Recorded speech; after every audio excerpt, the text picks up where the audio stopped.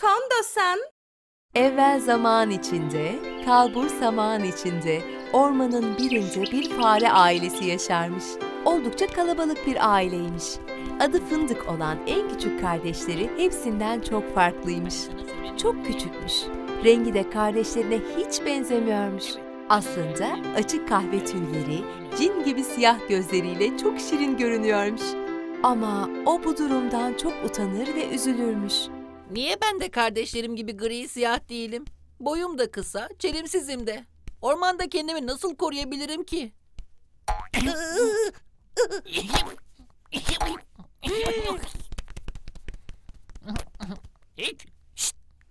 Kim var orada? Böyle düşüne düşüne her şeyden korkar olmuş. Yere yaprak düşse korkudan havalara sıçrarmış.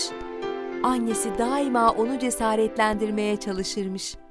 Niye dert ediyorsun ki? Her hayvanın farklı yaratılmasının bir sebebi vardır. Bir gün sen de bunu anlayacaksın. Üzülme artık. Hadi gel anneciğine bir öpücük ver. Küçük fındık faresi asla sakinleşip cesaretlenmiyormuş. Kardeşleri bile onunla alay ediyorlarmış. Korkak fındık, korkak fındık, korkak fındık. Günlerden bir gün aklına bir fikir gelmiş. Bu böyle olmayacak. Bu işe bir çözüm bulmam lazım. Madem bu kadar korkuyorum ve kendimi savunamıyorum, o zaman ben de Aslan Kral'a giderim. Eminim o beni korur. Birlikte yaşar gideriz.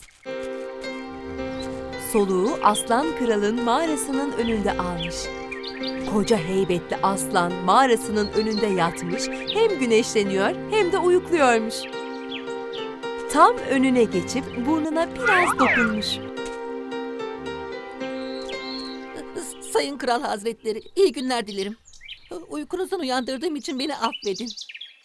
Aslan Kral uyandırıldığı için çok sinirlenmiş. Sen de kimsin ufaklık? Beni neden uyurken rahatsız ediyorsun? Adım Fındık Faresi. Sizden bir ricam olacak. Çabuk anlat bakalım. Neymiş bu kadar önemli olan şey? Sonra tekrar uykuma geri dönmek istiyorum. Aslan Kral gerilip silkelenerek ayağa kalkmış ve Fındık Faresi'ne o kadar sinirli bakıyormuş ki Fındık Faresi Aslan Kral'ın bu bakışları karşısında aslında çok korkuyor, tir tir titriyormuş. Ama bütün cesaretini toplayıp durumunu anlatmış. Gördüğünüz gibi ben çok ufak tefek bir fareyim ve ormanda çok korkuyorum. Müsaade ederseniz sizin himayenize girmek istiyorum. Bana yardım edin. Belki bir gün benim de size bir yardımım dokunur. Aslan Kral daha beter kükremiş. Ama gülmemek için de kendini zor tutuyormuş. Ne? Sen mi bana yardım edeceksin? Ayağımın altında olursan zaten bir pençede havalara uçarsın. Git işine. Çabuk beni daha çok sinirlendirmeden evine dön minik fare.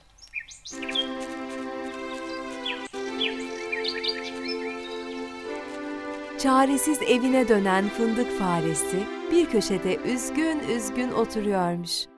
Ben hiçbir işe yaramayacak mıyım? Buna acilen bir çözüm bulmam lazım. Ama ne? Ertesi gün Aslan Kral ormanda dolaşırken yanlışlıkla avcının kurduğu tuzağa düşmüş. Kendini bir ağaçta asılı buluvermiş. Sinirinden durmadan kükrüyor, tüm orman onun sesiyle çınlıyormuş. Tüm hayvanlar bu sesi duyup oraya doğru koşmuşlar. Ama Aslan Kral'a yaklaşamadıklarından yardım da edemiyorlarmış. Zavallı Aslan Kral ağın içinde çırpınıp duruyormuş. Allah'tan avcılar sabahın erken saati olduğu için henüz ormana gelmemişler. Bizim Fındık Faresi de o sese kardeşleriyle birlikte koşmuş. Gördüğü manzaranın karşısında çok üzülmüş. Küçük ama çok akıllı olan Fındık Faresi'nin hemen aklına bir çözüm gelmiş. Aslanın asılı olduğu ağaca doğru koşmaya başlamış. Fındık, nereye gidiyorsun? Yaklaşma! Fındık Faresi ağaca tırmanıp başlamış fileyi kemirmeye. Ne yapıyor bu? Delirdi galiba. Kardeşlerim, hadi siz de gelin, yardım edin. Fileyi hep beraber kemirirsek avcılar gelmeden Aslan Kral'ı kurtarabiliriz. Diğer fare kardeşleri de oraya atlamış. Hep bir ağızdan fileyi tamamen yırtmışlar. File bir anda yere düşünce aslan kral kükreyerek ayağa kalkmış. Bir anda bütün etraftaki hayvanlar ağaçların arkasına saklanmış. Bizim fındık faresi hariç tabii. Aslan kral fındık faresine yaklaşarak Küçük fındık, sen ne akıllıymışsın. Hayatımı kurtardın. fındık fare reverans yaparak Size bir yardımda bulunmak benim için bir şereftir Kral Hazretleri. aslan kral fındık faresinin karşısında çok ama çok mahcup olmuş. Fındık, ben çok yanılmışım. Küçücük bir fare olduğun için bana hiçbir yararın olmaz diye düşündüm ve seni incittim. Oysa kimseyi küçümsememem gerekirdi. Sayenizde ben de bir iş başarmakla güvenimi ve cesaretimi kazandım efendim. Avcılar gelmek üzeredir. Hadi mağarama gidelim. Orada sohbet ederiz. Siz nasıl isterseniz kralım. Aslan kral ve fındık faresi mağaraya doğru yol almışlar. Yolda aslan kral fındık faresine nasıl daha cesaretli olabileceği hakkında biraz ders vermeye başlamış. Fındık, düşündüm de istersen benimle mağaramı paylaşabilirsin. Ne dersin? Gerçekten çok teşekkür ederim. Sizinle yaşamak çok rahat ve güzel olacak. Böylece istediğim zaman annem ve kardeşlerimle de olabileceğim. Bundan sonra artık hiç kimseyi küçümsememeyi öğrenen aslan kralla, diğerlerinden farklı olmanın bir önemi olmadığını öğrenen fındık faresi birlikte yaşamış ve hep çok sevgili iki arkadaş olmuşlar.